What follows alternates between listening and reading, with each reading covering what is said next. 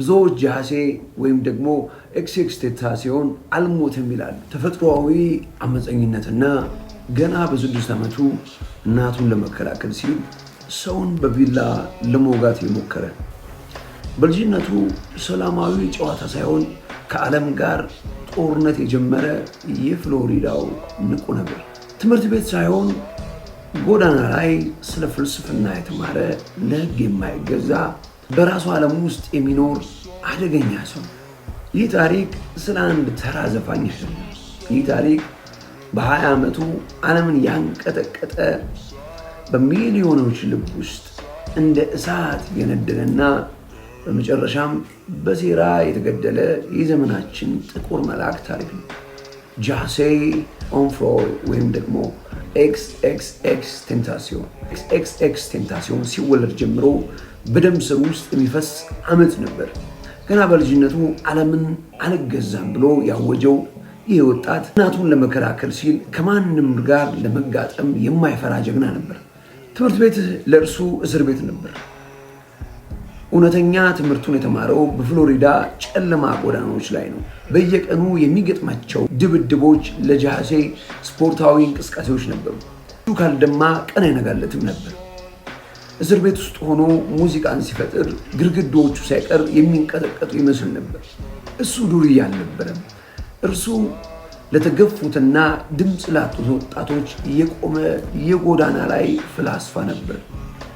ሰኔ 18 2018 ላይ ያ ቀን የሙዚቃ ዓለም የጠቆረበት ቀን ነበር። ነገር ግን የጃሴ ሞት ተራ የዝርፊያ ሴራ ይመስላችኋል? በፍጹም።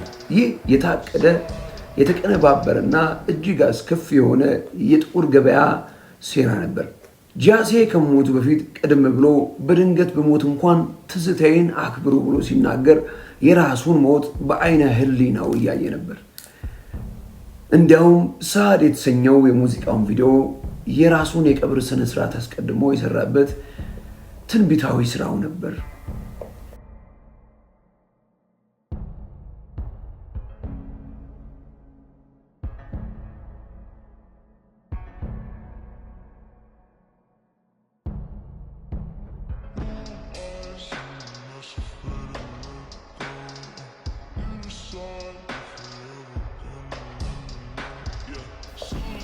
ጥይት ሲተኩስበት እንኳን ጃሴ በፍርሃት አልተሸገሸገም ነበር።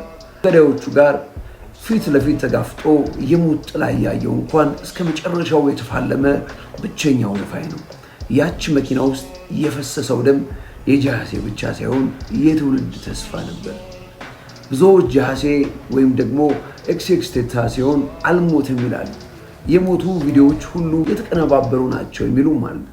መንፈሱ ግን ዛሬም በየልባችን በየቤታችን አለ። ኤክስኤክስ ቴንታሲዮን ለጥቂት ዓመታት ብቻ ኖሮ ዘላለማዊ የታሪክ ጠባሳ ጥሎ አልፏል። እርሱ ከዘፋኝ በላይ ነበር። እርሱ ምልክት ነበር። የእሱ ሞት ዛሬም ድረስ ሚስጥሩ ያልተፈታ እንቆቅልሽ ሆኖ ቀጥሏል። እናንተስ ምን ታስባላችሁ? ኤክስኤክስ ቴንታሲዮን የተገደለው በዘራፊዎች ነው ወይስ ደግሞ በታቀደ ሴራ?